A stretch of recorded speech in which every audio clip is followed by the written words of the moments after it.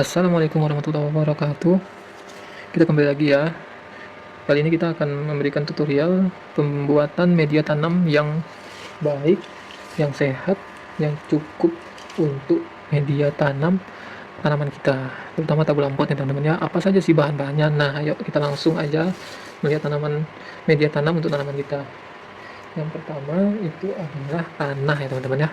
Tanah itu kita bisa gunakan apa aja? Tanah boleh tanah pekarangan, tanah bagian perkebunan, itu apa aja tanah boleh teman-teman. Jadi nggak usah terlalu bingung-bingung. Yang penting jangan tanah yang seperti tanah galian atau tanah merah, tanah liat itu. Nah itu jangan.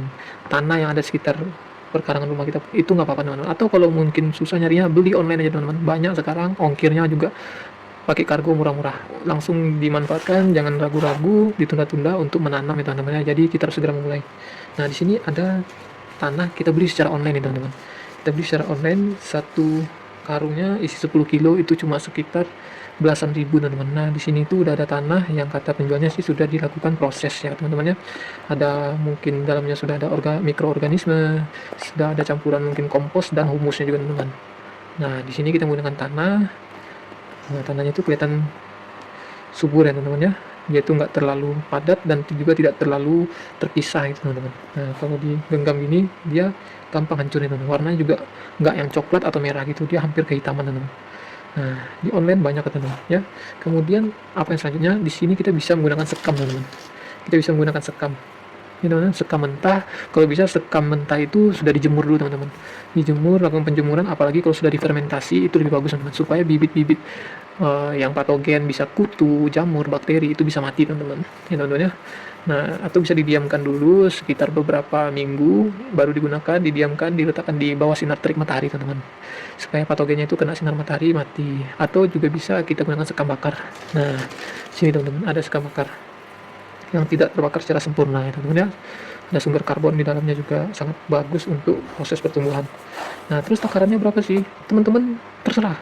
Kalau yang paling sering direkomendasikan untuk masa pertumbuhan terutama tabu lampot itu bisa 1:1 teman-teman. 1:1 itu maksudnya gimana? Gini maksudnya teman-teman, kalau kita mau gunakan tanah satu, nah bisa satu takaran misalnya 1 sendok tanah.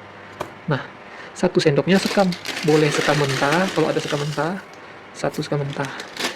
Kalau ada dua-duanya boleh 1:1. Nah boleh, nggak usah ribet-ribet, nggak usah bingung-bingung teman. Wah gimana nanti nggak subur? Semua subur. Namanya tanah itu sebenarnya apa aja yang dilemparkan di tanah itu insya Allah tumbuh teman-teman. Jadi nggak usah bingung-bingung, nggak usah ragu untuk menanam. Mulailah menanam 1:1 seperti ini. Nah terus kalau bisa, nah ini nih teman-teman rahasia tanaman subur lainnya, media tanamnya subur itu dengan tambahan satu lagi teman-teman. Kalau bisa itu ditambah dengan namanya ini teman-teman, asam humat. Nah, asam humat ini apa sih? Nah, asam humat ini dia adalah salah satu media yang bisa membantu menjaga kestabilan pH teman-teman. Jadi pH tanah kita itu harus dalam keadaan stabil teman-teman. Nah normalnya pH normal itu adalah 7 teman-teman. Tapi karena kandungan-kandungan zat hara yang ada di tanah mungkin dari pupuk, kemudian air hujan yang kalau musim hujan berkepanjangan itu teman-teman, air hujan itu memiliki kandungan namanya nitrogen. Nitrogen itu pada saat dia di tanah akan menjadikan tanah sekitar yang kena hujan itu jadi lebih asam teman-teman. pH-nya menurun. Nah, asam humat ini dia itu membantu menstabilkan pH tanah tersebut. Juga dia membantu membooster mikroba-mikroba yang ada pada tanah teman-teman. Jadi dia memberikan booster atau merangsang mikroba-mikroba untuk berkembang biak lebih baik. Nah ini takarannya itu teman-teman, itu nggak usah banyak-banyak teman-teman. Nah untuk ukuran tanah mungkin satu media tanam yang seukuran sekitar 30 atau 40 cm yang polybag itu teman-teman, cukup 1 sendok makan aja teman-teman ya. Nah ini misalnya kita tambahin lagi dikit lagi, ini tanahnya kita tambah 1, 2, 3, 4, 5, 6. Nah sini teman-teman ya, ini kalau mau 1:1 ya 6 juga nih teman-teman. 1, 2, 3, 4, 5, 6. Nah 1:1. Kebetulan kita ada sekam bakar itu teman-teman. Ini juga beli online aja teman-teman. Ini beli online, semua online, cuma paling 2.000, 3.000, ada yang 5.000. tinggal dikirim sampai rumah teman-teman. 1, 2, 3, 4, 5, 6. Kalau teman-teman yang punya waktu luang dan punya kesempatan lebih untuk membuat, silakan langsung dibuat teman-teman. Ini sekamnya dicari di tempat penggilingan padi, diseleb padi gitu ya. Langsung nanti lakukan proses pembakarannya sendiri teman-teman. Nah gitu ya, nggak ada yang ribet untuk menanam teman-teman. Jadi tanamkan mindset menanam itu mengasihkan, menanam itu mudah. Jadi kita langsung action. Nah seperti ini teman-teman. Nah terus seperti ini, jangan lupa ditambahkan yang namanya asam humat. Biasanya para petani itu menggunakan namanya itu dolomit teman-teman, kapur pertanian atau kapur dolomit. Nah kapur dolomit itu sifatnya juga untuk menstabilkan pH tanah teman-teman. Cuma kapur dolomit itu dia tidak larut sempurna pada air. Nah apa efeknya? Kalau dia tidak larut sempurna pada air, dia itu nggak bisa diserap secara maksimal oleh tanaman maupun media tanam teman-teman. Sehingga apa yang terjadi, dia akan mengalami yang namanya pengendapan teman-teman.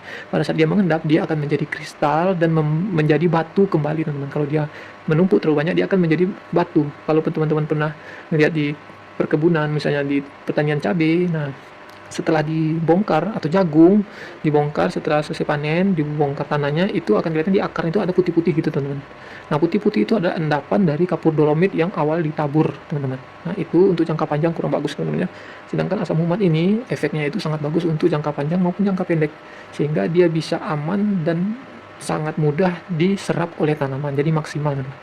Nah untuk segini teman-teman, boleh 1-2 sendok makan teman-teman. 1 sendok makannya sebenarnya udah cukup teman-teman. Nah dikira-kira aja teman-teman, sangat hemat. Nah ini saya berikan sekitar 2 sendok makan teman-teman ya, karena suburnya tanaman kita itu ya bikin kita senang juga teman-teman.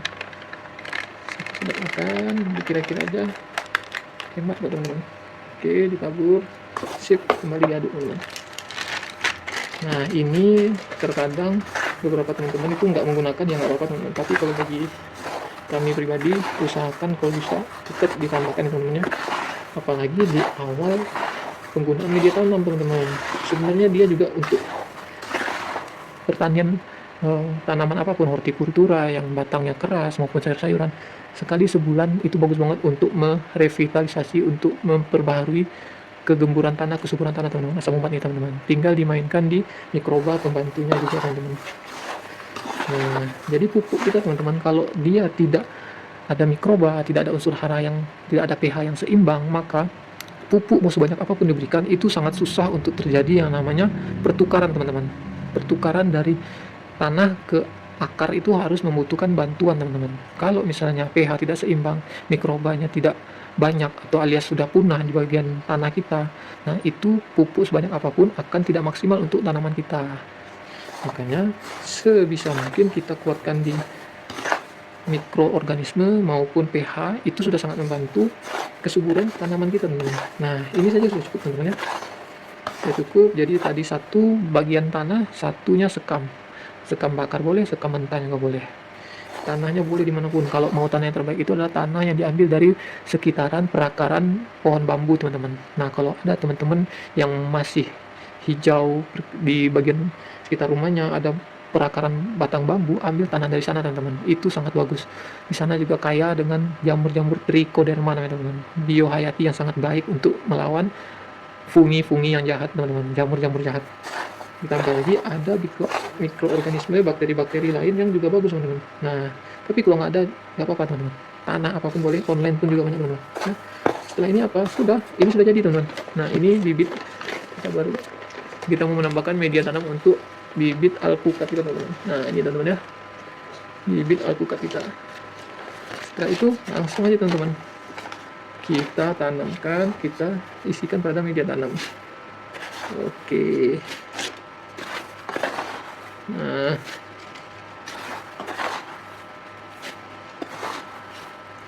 baik untuk bibit yang baru kita semai maupun mau pergantian pot yang lebih besar untuk tabulan pot, mau bibit yang tanaman berbuah maupun sayur-sayuran, ini sudah sangat aman teman-teman. Ini sudah sangat aman. Nah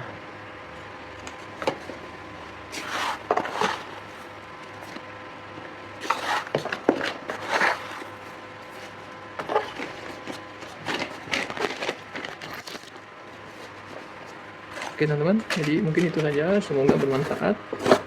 bagi teman-teman semua, jangan ditunda-tunda untuk menanam, teman-teman. Apapun diusahakan untuk ditanam, mulailah menanam untuk kelestarian lingkungan kita, untuk kelestarian bumi kita.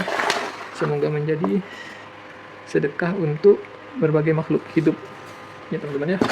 Itu saja, semoga bermanfaat, berkah selalu. Wassalamualaikum warahmatullahi wabarakatuh.